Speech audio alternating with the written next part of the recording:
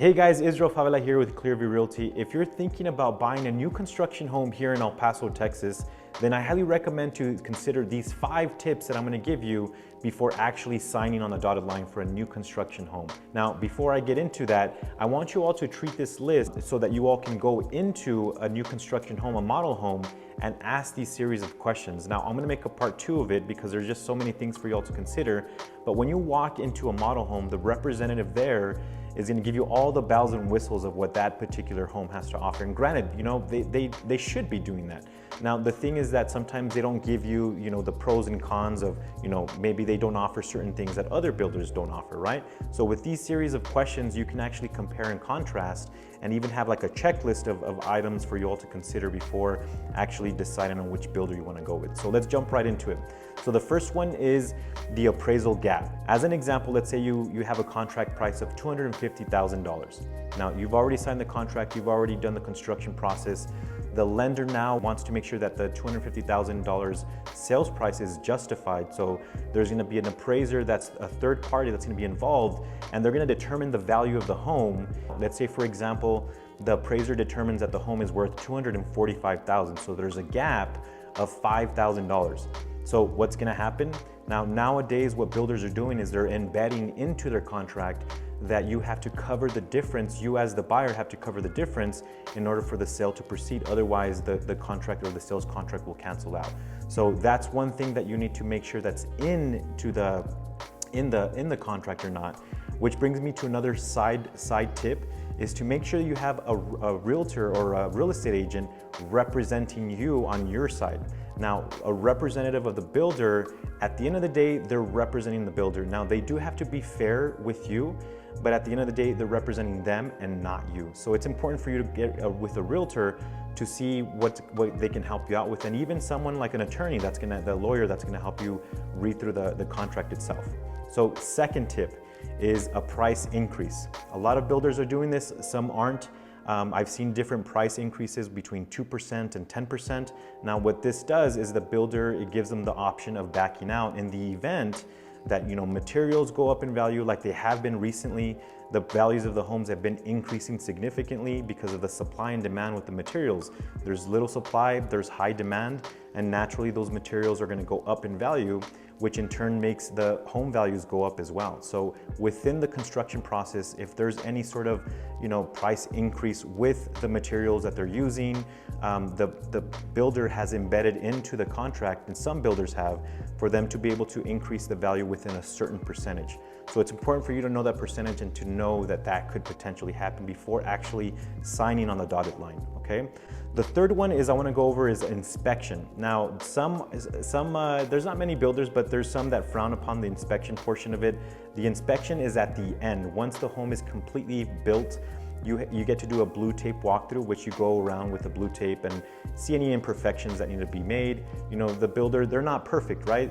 It is a brand new home, but there's some things that can happen, like maybe like a ding in the wall, or maybe the clay tile is cracked.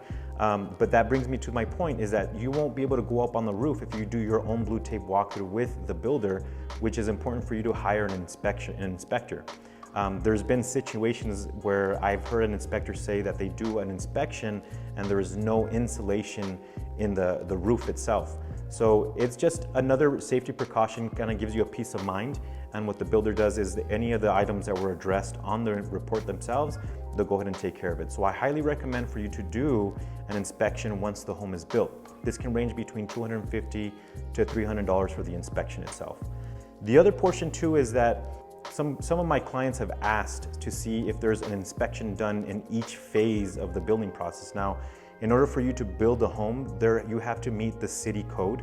And here, there's certain phases in which the city inspector determines if they're able to go on to the next phase. So you can be rest assured that there is an inspection by the city that they're going to conduct their inspections to make sure that the home is up to code. So that is not a fee that you incur, but just be rest assured that all the plumbing, any of the framing, the foundation, the electricity, every single phase within this building process is going to be inspected by the city inspector, okay?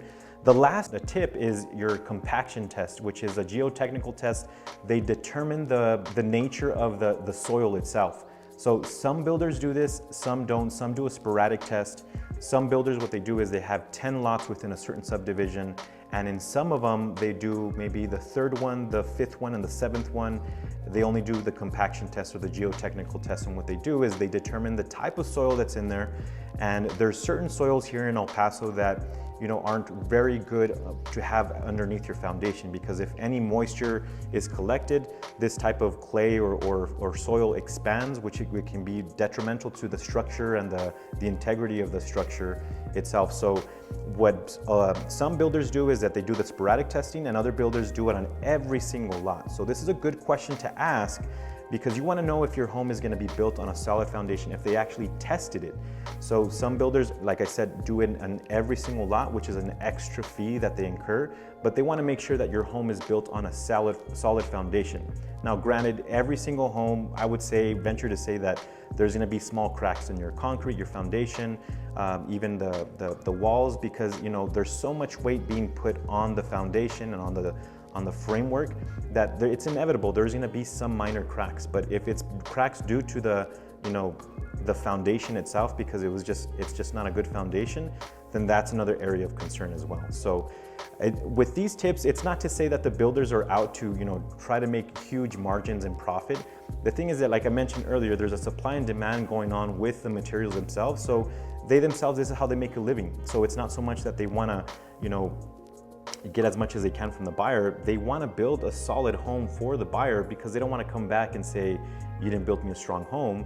It's just they need to make their margins, so they increase the value. It's just the whole supply and demand thing. So these are my tips. You guys, if you have any questions, I'm going to be making another video on other tips, but use this as a checklist before actually going into buying a new construction home. Hey, if you guys have any questions at all, feel free to give me a call or text. My phone number is 915-373-8348. But other than that, you guys have a good day, and I'll catch you guys on the next video. Bye.